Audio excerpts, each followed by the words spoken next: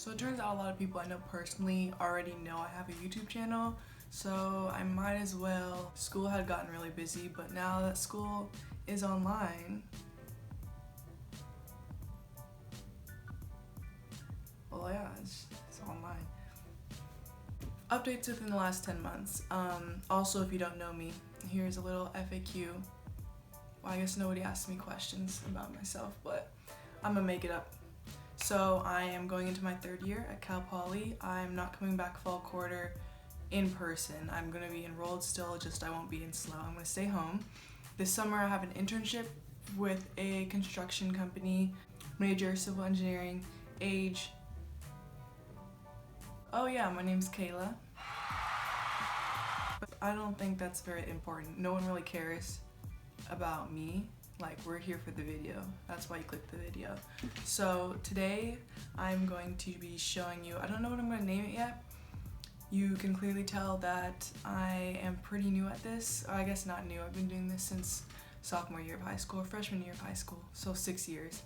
But I'm clearly haven't improved in 6 years. So today we're going to be talking about ways to make money during quarantine, specifically selling clothes, but it can be more than clothes, except I only know how to sell, well, not only know how to sell clothes, but I only sell clothes, so I'm just going to be telling you how to sell clothes. So basically the 3 apps I use are Poshmark, Curtsy, and Depop. Let's start with Curtsy because I think that's the most simplest one to explain. Basically, all these are kind of the same deal, except the layout is different depending on which ones you're using. I'd say Curtsy is most different than the other two, Poshmark and Depop. So for Curtsy, mobile version I guess, you just simply upload. I put more trending stuff on Curtsy, like things that people, just high school teenage girls might want. Just anything trending, or like, it doesn't have to be like when fur teddy bear jacket coats are trending, it doesn't have to be like that. I just mean, so if these heart necklaces are trending, which they always are, I would put those, or gold rings, gold small rings, dangly earrings. It's really, really simple. Let's click an item. You just have the title, you have the description. I always put my size. Obviously that's incredibly unnecessary for a necklace, but I mean, why not brag that I'm 6 feet tall, you know? It doesn't have comments, that's the thing. They can message you, but there's no comments on it, and I think this is the only app out of those 3 that doesn't. Shipping is not flat rate. It is depending on size, and you can also choose to pay for shipping or have buyer pay shipping. It is better if you have yourself pay for shipping, just because that's what they always tell me. I honestly don't really know, but if you think about it yourself, when you're going out to buy something and it says free shipping, I don't know about you, but for me, I most likely will buy it even if the shipping is within the cost, which is what I do in here anyway. Like, you never really know if it is unless they tell you. Yeah, I don't use this one as much just because I'm not a trend follower, I'm a trend setter, so I don't have a lot of items that are currently trending. But that is pretty simple. Next, I'll go over Depop because that one should be quick as well. This one's more like a social media type of platform. So if you click an item, there's no titles, but you have a whole description, and you can use up to 5 hashtags. The thing about this one is you can only use PayPal, and I did have a problem with that in the beginning. Like, it just was always messing up, but it's like clean, and I shouldn't be complaining about PayPal just because it's like the most secure app for transferring money. On this one, you can have your own shipping prices set.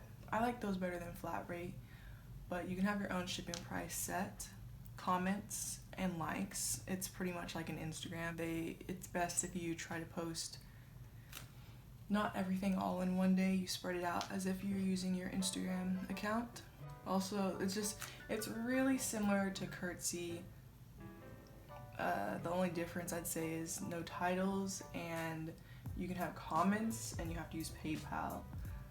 For this one, I do more than Trendy. I mean, I don't have a lot right now, but this one works with Trendy, DIY, and it works with Vintage. A lot of those, it's much more broad than Curtsy, so you can have a lot more uploaded on this one.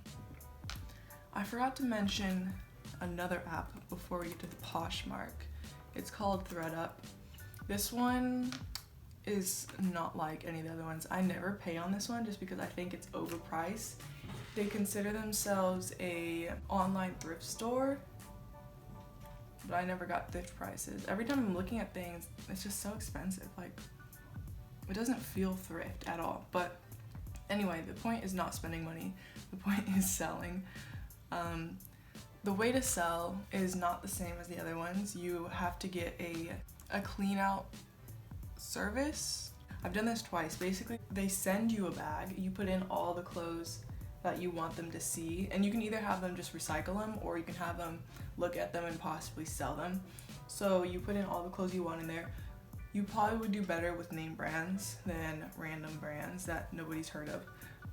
And then you send that bag. The bag comes with a shipping label, so it's all free for you. You send the bag, and they will take a long time to process because they have to like iron and like make sure everything's clean and take actual photos of the items on a mannequin.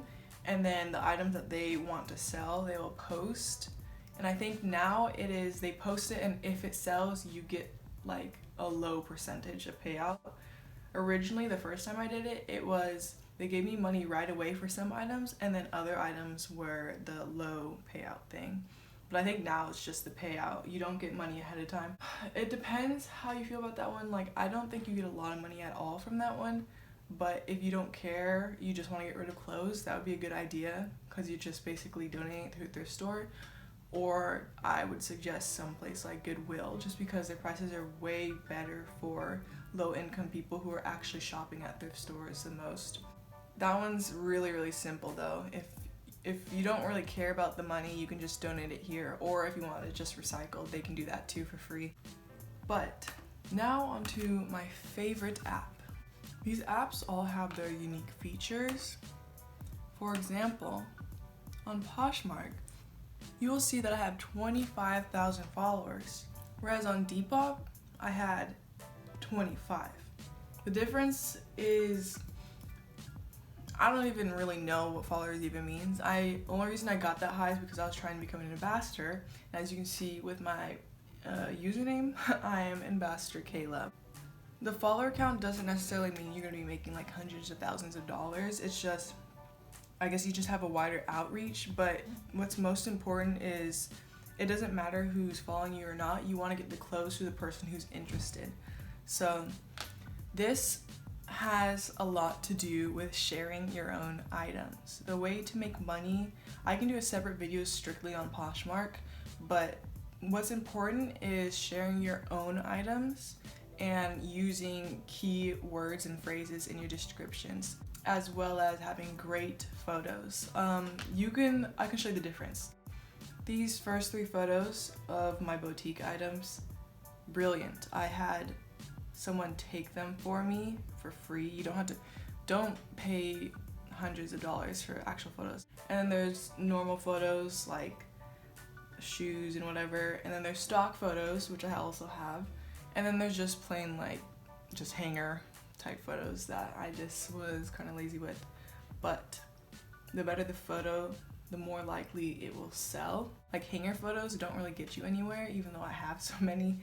Sometimes they sell, yeah, but like you don't want someone to have to keep commenting saying like, can I see it here? Can I see it on this? Like, it's better to just have it all together, because some people don't want to spend that time when they can easily search up something else that has what they're looking for. Obviously, it depends how deep into the apps you get, but I make most of my money off of Poshmark, and that's why I get really excited about this one. But I have a lot of items listed. Out of all of them, except ThredUp, who cares about ThredUp? Out of the other 3 where you post your own listings, it is very important to stand out, and it doesn't even have to be like a app. Like, maybe you have your own website. You need to stand out. What makes you stand out? For mine, I don't do a lot to stand out, but I do mention that I use eco-friendly packaging, so I use recycled envelopes and reused boxes.